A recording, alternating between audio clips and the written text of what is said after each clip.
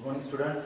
Today we are going to discuss about the mechanism of synaptic transmission.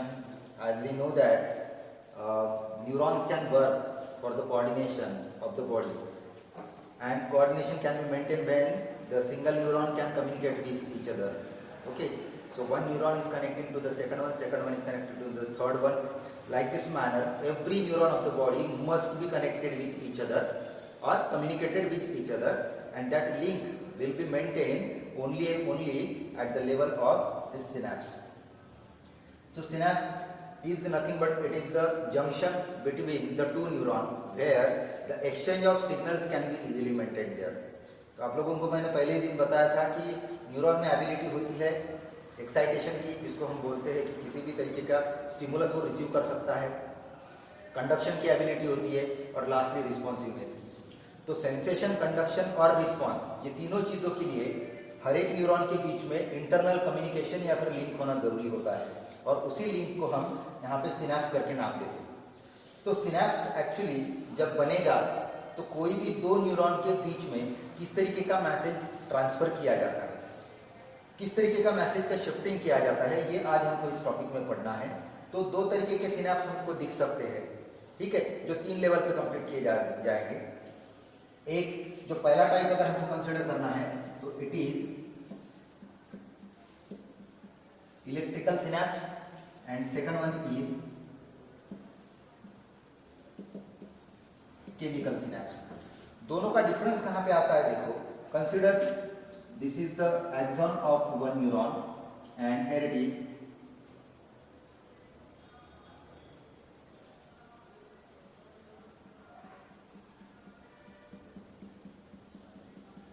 इस तरीके से अगर हम दो न्यूरॉन का कॉम्बिनेशन दिखाते हैं तो this is axon, this is axon, cell body and dendrite. तो आप लोगों को पता है कि एक्सॉन की एबिलिटी क्या होती है, it is to conduct the response produced by the cell body. तो सेल बॉडी से जो भी एनालिसिस किया होगा, जो भी प्रॉब्लम सॉल्विंग कैपेसिटी वहां पे दी गई होगी, उसके हिसाब से एक्सॉन क्या करता है, रिस्पॉन्स को कंडक्ट करता है, रिस्पॉन्स को कैरी करता है। तो एक न्यूरॉन से जब कोई भी रिस्पॉन्स या फिर एक्सॉन से जब रिस्पॉन्स सेकंड न्यूरॉन की तरफ शिफ्ट करना है, तो यहाँ पे आप देखेंगे ये जो पर्टिकुलर जंक्शन है इसको हम सिनैप्स करके नाम देते हैं। तो इस सिनैप्टिक ट्रांसमिशन में क्या मैकेनिज्म होता है, ये आज हमको यहाँ पे खास करके समझना है। लेकिन सबसे पहले जो मैंने आपको दो टाइप दिया हो उसका आप डिफरेंस समझ लीजिए। इलेक्ट्रिकल सिनैप्स में क्या होता है, एक्सॉन से जो भी इलेक्ट्रिकल चार्जेस पोलराइज स्टेट में या फिर डिपोलराइज स्टेट में जब एक्शन पोटेंशियल को क्रिएट करते हैं तो उसी चार्जेस को इंटीमेटली वहां पे शिफ्ट किया जाता है। क्योंकि जैसे आप देखते हो वायर टू वायर कटिंग, हमारे घर में जो इलेक्ट्रिकल केबल्स होते हैं, हम क्या करते हैं, एक इलेक्ट्रिकल केबल अगर कम पड़ता है तो उसको ज्वाइन करके दूसरा केबल ऐड कर देते हैं। सेम चीज वही है, एक इलेक्ट्रिकल पार्ट में जितने भी सिग्नल्स यहाँ पर ट्रांसफर किए जाएंगे उसको इंटीमेटली कनेक्शन होने की वजह से हम सेकंड न्यूरॉन की तरफ इजीली शिफ्ट कर सकते हैं। क्योंकि आप लोगों को पता है कि डेंड्राइट नाम का जो पार्ट है ये स्टिमुलस को रिसीव करने की कैपेसिटी रखता है, एनालिसिस जो है वो सेल बॉडी की तरफ दिया गया है, और फाइनली जो रिस्पांस को कैरी करने का काम है वो हम एक्सॉन की तरफ देते हैं। तो एक सेल का एनालिसिस कंप्लीट हो गया, इलेक्ट्रिकल चार्जेस कंटिन्यूसली रन होंगे, इंटीमेट कनेक्शन होने की वजह से यहाँ पे शिफ्टिंग किया जाता है, और इलेक्ट्रिकल चार्जेस का कंडक्शन जो है वो कंटिन्यूसली मेंटेन किया जाता है। इसमें क्या होता है या फिर कौन सी जगह पे ये हमको दिखेंगे, जहाँ पे ह्यूमन बॉडी को फास्टर रिस्पांस की जरूरत पड़ती है, इमरजेंसी कंडीशंस की रिस्पांस की जरूरत पड़ती है, जहाँ पे मोस्टली जो रैपिड रिस्पांस हमारा प्रोड्यूस किया जाता है, सडन रिस्पांस जो प्रोड्यूस किया जाता है, उसको कंडक्ट करने का काम हमेशा इलेक्ट्रिकल सिनैप्स करता है, ठीक है। दूसरी चीज केमिकल। अभी क्या चेंज देखेंगे, देखो इन दोनों के बीच में थोड़ा सा गैप क्रिएट होता है। अगर आप ऐसा समझ के चलिए, suppose this is the gap, तो this is the synaptic cleft, तो ये हो गया प्री सिनैप्टिक न्यूरॉन, ये हो गया पोस्ट सिनैप्टिक न्यूरॉन, ये हो गया एक्सोनल नॉब, और ये हो गया उसका डेंड्राइटिक पोर्शन या फिर सेल बॉडी का पोर्शन। तो इलेक्ट्रिकल से ये डिफरेंट कैसे है, तो इलेक्ट्रिकल और इसमें पहला डिफरेंस ये है कि आपको पहले वाले सिनैप्स में इलेक्ट्रिकल में इंटीमेट कनेक्शन दिखता था, क्लोज कॉन्टैक्ट होता है दोनों के बीच में, बहुत ही कम स्पेस वहां पे मैनेज की जाती है। लेकिन जब केमिकल सिनैप्स की बात करेंगे तो यहाँ पे आपको थोड़ा सा वाइड डिस्टेंस मिलने वाला है दो न्यूरॉन के बीच में। तो होता क्या है देख लो, एक्चुअली यहाँ पे ये डायग्राम को थोड़ा सा इलेबोरेट करके मैं बता रहा हूँ, आपको समझना है। ये न्यूरॉन यहाँ पे एंड हो गया, और दूसरा न्यूरॉन अगर यहाँ पे प्रेजेंट है तो इसके बीच में जो क्लेफ्ट फॉर्म होगा, जो गैप तैयार होगा, उसको हम सिनेप्स बोलते हैं। तो इसी क्लेफ्ट में चेंज कहाँ पे आता है देखो, जैसे ही कोई स्टिमुलस किसी न्यूरॉन को एक्टिवेट करेगा, उसका मैसेज कन्वे करने के बाद में उसका रिस्पांस प्रोड्यूस किया जाता है और रिस्पांस के हिसाब से इंटरनली इस सेल के अंदर क्या होगा, there is a proper calcium level is enhance. ठीक है, कैल्शियम की लेवल वहां पे बढ़ाई जाती है। कैल्शियम की लेवल बढ़ने से चेंज कहां पे आएगा देखो, इंटरनली यहां पे बहुत सारे इस तरीके के वेसिकल्स हैं जिसको हम सिनेप्टिक वेसिकल्स बोलेंगे। एक्चुअल में ये वेसिकल्स क्या है, तो 11th के चैप्टर को थोड़ा सा आप रिकॉल करके देखिए। हमने जब सेल के बारे में पढ़ा था तो सेल के अंदर एक पार्ट होता है जिसको हम गोल्गी बॉडी बोलते हैं। गोल्गी कॉम्प्लेक्स या फिर गोल्गी बॉडीज क्या करती है, किसी भी चीज को मॉडिफाई करके फिर उसका सिक्रीशन करती है। तो आपको मैंने बताया था कि जो भी सिक्रीशन वहां से रिलीज किया जाएगा वो वेसिकल्स के फॉर्मेट में होगा। अगर उसमें एंजाइम्स होंगे तो हम उसको लाइसोसोम बोलते हैं, प्राइमरी लाइसोसोम। नहीं तो फिर नॉर्मली जो भी जिस तरीके के मटेरियल्स रिलीज किए जाएंगे उनको हम वेसिकल्स बोलते हैं। तो आप देखिए सेल के इंटरनल कंपोजिशन से जो एक्सोप्लाज्म होता है या फिर जो न्यूरोप्लाज्म होता है, वहां से नंबर ऑफ इस तरीके के वेसिकल्स को रिलीज किया जाता है। तो कैल्शियम आयन इंक्रीज होने की वजह से और वेसिकल्स यहाँ पे प्रोड्यूस होने की वजह से with the proper secretory material, ये सभी सिनेप्टिक क्लेफ्ट में आ जाएंगे। And when it reach to the synaptic knob or the axonal knob, at that time it will get burst. ठीक है, ये burst हो जाते हैं, ये ब्रेक हो जाते हैं। ब्रेक किस तरीके से होगा, by giving the exocytosis। कौन सा मैकेनिज्म काम करता है यहाँ पे, एक्सोसाइटोसिस नाम का मैकेनिज्म काम करता है, जिसमें इंटरनल सिक्रेटरी कंटेंट को हम एक्सटर्नल साइड की तरफ रिलीज करेंगे। अगर हम इसके अपोजिट एंडोसाइटोसिस बोलते तो क्या होता, एंडो का मतलब भी दिन, तो एक्सटीरियर से कोई चीज अगर हमको इंटरनली कलेक्ट करनी है तो उसको एंडो कहा जाता है, और अगर इंटरनली किसी चीज को रिलीज करना है तो उसको एक्सोसाइटोसिस कहा जाता है। So at this particular point what happen, the exocytosis process can be performed there, by which internally the vesicle which contains the chemical material, that is neurotransmitter,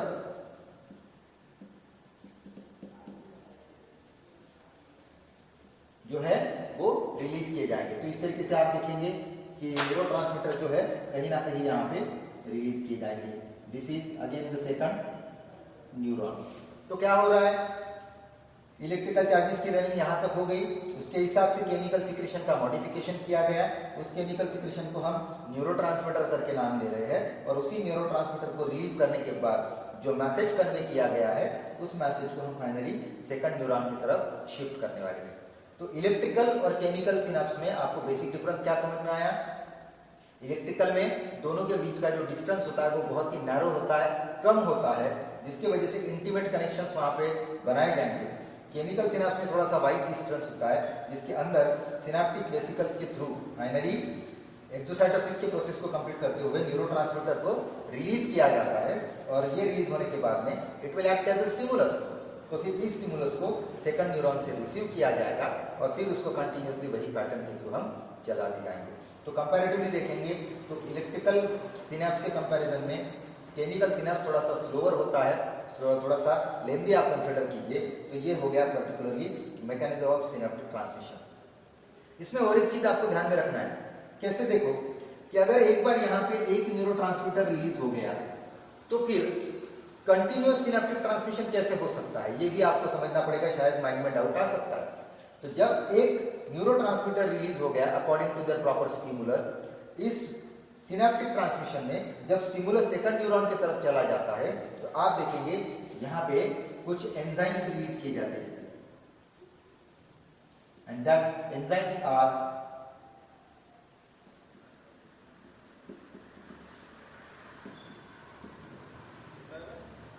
acetyl choline esterase. ठीक है, acetyl choline esterase जैसे अगर neurotransmitter acetyl Colin होगा तो यहाँ पे enzyme आपको बताना है कोलिन एस्टरेज। ठीक है, तो ये एंजाइम क्या करता है, it will destruct that particular release chemical component from the synaptic plate and free the space for the next stimulation. तो फिर से आप देखेंगे नए तरीके का कोई स्टिमुलस आएगा, उसके हिसाब से फिर से कोई नया न्यूरोट्रांसमीटर वहां पे रिलीज किया जाएगा।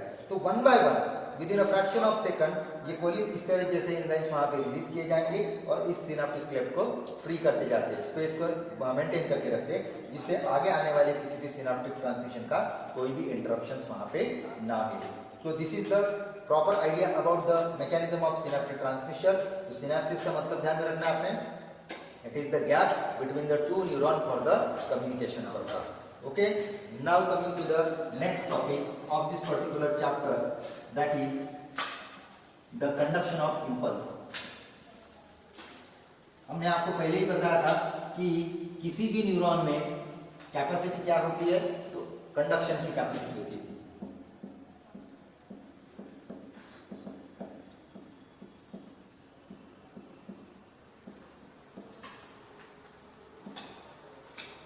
इसको थोड़ा अच्छे से समझ लीजिए आप लोग, थोड़ा सा कॉम्प्लिकेटेड लग सकता है आपको। कंडक्शन ऑफ इंपल्स का मतलब किसी भी न्यूरॉन में किस तरीके से कोई भी मैसेज जो है वो ट्रांसफर किया जाता है, उसको शिफ्ट कैसे किया जाता है, ये हमको समझना है। इसको समझने के पहले थोड़ा सा न्यूरॉन के बारे में हम समझ लेंगे। तो suppose this is the nerve cell,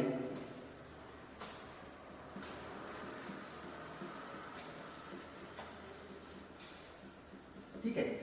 तो इस न्यूरॉन के तीन कंपोनेंट तो आप लोगों को आए होंगे, डेंड्राइट, डेंड्रॉन, ठीक है, सेल बॉडी और axon.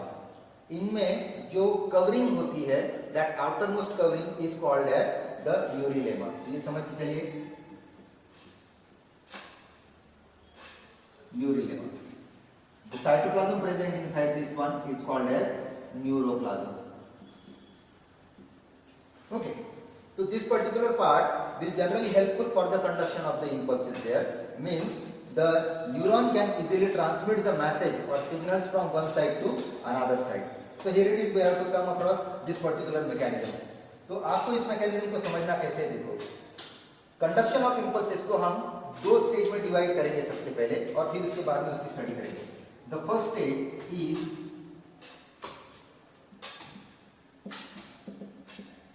resting potential and second one is action potential, ठीक है। दो पेज में डिवाइड करना है। अभी दोनों में एक चीज आपको कॉमन दिख रही है, वो है पोटेंशियल। पोटेंशियल को हम जनरली क्या बोलते हैं, इट इज द स्ट्रेंथ और द कैपेसिटी, ठीक है। तो किसी भी न्यूरॉन की नॉर्मल कैपेसिटी क्या होती है, एक्साइटरी स्टेज में क्या कैपेसिटी होती है, ये हमको समझना पड़ेगा। तो उसके लिए थोड़ा सा डायग्रामेटिकली हम डिफाइन करते जाएंगे। एक्शन पोटेंशियल को फिर से हम डिवाइड कर सकते हैं दो स्टेज में, एक डीपोलराइजेशन एंड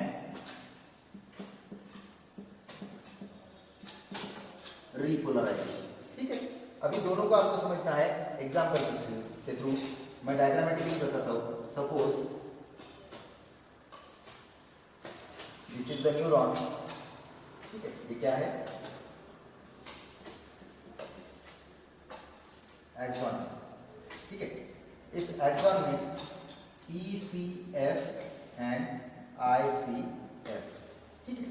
इसको समझ लीजिए, extra cellular fluid, intra cellular fluid. मतलब हमको देखना है कि रेस्टिंग पोटेंशियल में एक्स्ट्रा सेल्यूलर फ्लूइड की कैपेसिटी क्या रहेगी, उसकी स्ट्रेंथ क्या रहेगी, और उसी टाइम पे इंट्रा सेल्यूलर फ्लूइड की कैपेसिटी क्या रहेगी। तो we are talking about now first of all resting potential. जब कोई भी न्यूरॉन किसी भी स्टिमुलस से फ्री होता है, मतलब वो रेस्टिंग कंडीशन में है, इसको किसी भी तरीके का एक्टिवेशन नहीं है, कोई स्टिमुलस वहां पे प्रोवाइडेड नहीं है, वो नॉर्मल रेस्टिंग कंडीशन में प्रेजेंट है। उस टाइम पे जनरली ECF, इसकी कंडीशन कैसी होती है, तो इट इज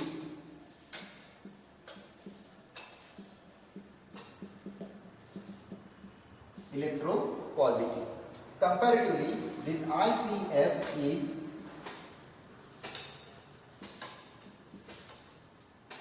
इलेक्ट्रोनेगेटिव। अभी ये ECF इलेक्ट्रोपॉजिटिव कैसे बनता है और इलेक्ट्रोनेगेटिव कैसे बनता है, ये आपको समझना है। तो तीन चार्ज पार्टिकल्स खास करके आप देखेंगे, sodium, potassium chloride and certain along with this one the negatively charged proteins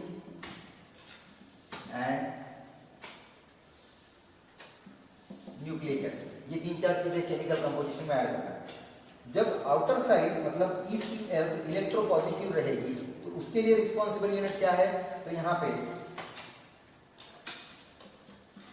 इस तरीके से आप पॉजिटिव चार्ज दिखा सकते हो, ठीक है। तो यहाँ पे क्या दिखाएंगे हम, नेगेटिव चार्ज दिखाएंगे।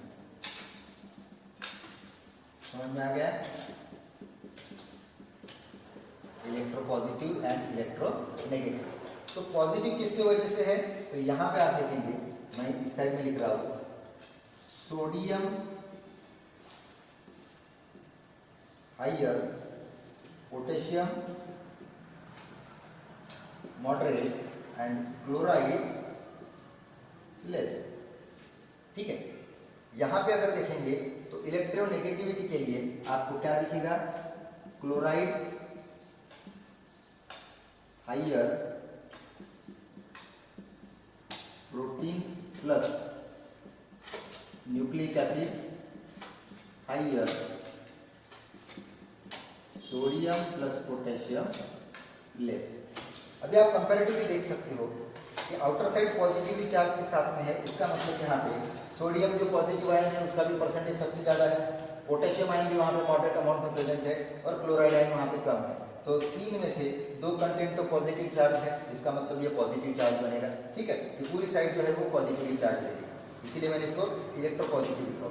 कंपैरेटिवली इंटरनली देखेंगे तो क्लोराइड आयन का परसेंटेज भी है, साथ में नेगेटिवली चार्ज प्रोटीन्स है, न्यूक्लिक एसिड्स है, और कंपैरेटिवली सोडियम और पोटेशियम का परसेंटेज कैसे होता है, कम होता है, लिमिटेड होता है। तो इसका मतलब इंटरनली नेगेटिवली चार्ज पार्टिकल का कॉन्सेंट्रेशन लेवल हाइयर होता है, और इसीलिए इंटरनल साइड जो है जिसको हम ICF that stands for intracellular fluid material जो है वो इलेक्ट्रोनेगेटिव बन जाता है। तो ये जो डिफरेंस है ये दोनों चार्ज पार्टिकल्स के हिसाब से, this is called as polarity, ठीक है। तो ये जो है पोलैरिटी के साथ में है। कौन से स्टेज में दिखा रहे हैं हम इसको, this is only in the case of resting potential. जब भी किसी न्यूरॉन को कोई भी स्टिमुलस नहीं मिलेगा वो इस तरीके के स्टेटस में रहता है, ठीक है। अभी हम आगे चलेंगे। कंसिडर करो कि रेस्टिंग पोटेंशियल वाले किसी न्यूरॉन को सडनली एक स्टिमुलस प्रोवाइड किया जाता है, वो किसी भी तरीके का स्टिमुलस हो सकता है, फिजिकल हो सकता है, मैकेनिकल हो सकता है, केमिकल हो सकता है, ठीक है, किसी भी तरीके का। तो जैसे ही वो स्टिमुलस पर्टिकुलरली इस पर्टिकुलर न्यूरॉन को एक्टिवेट करेगा, तो एक्टिवेट करने के बाद में जो रेस्टिंग पोटेंशियल में न्यूरॉन था अभी वो ट्रांसफर हो जाएगा एक्शन पोटेंशियल में। अभी एक्शन पोटेंशियल का चेंज कहाँ पे आता है देखो, तो आप यहां पे ड्रॉ करो, फिर से वही डायग्राम,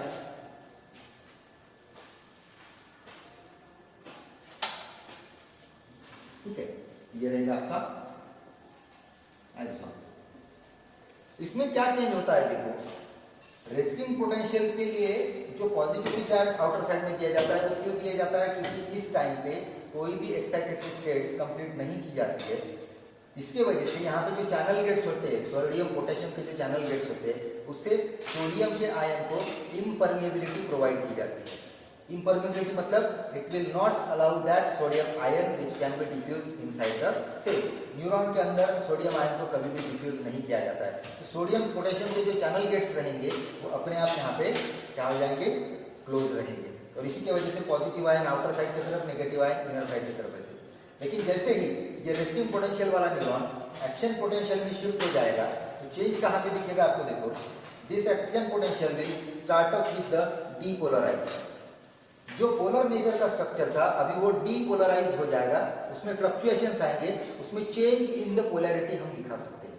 तो कैसे चेंज होता है देखो, तो यहाँ पे जो इलेक्ट्रोपॉजिटिव चार्ज था,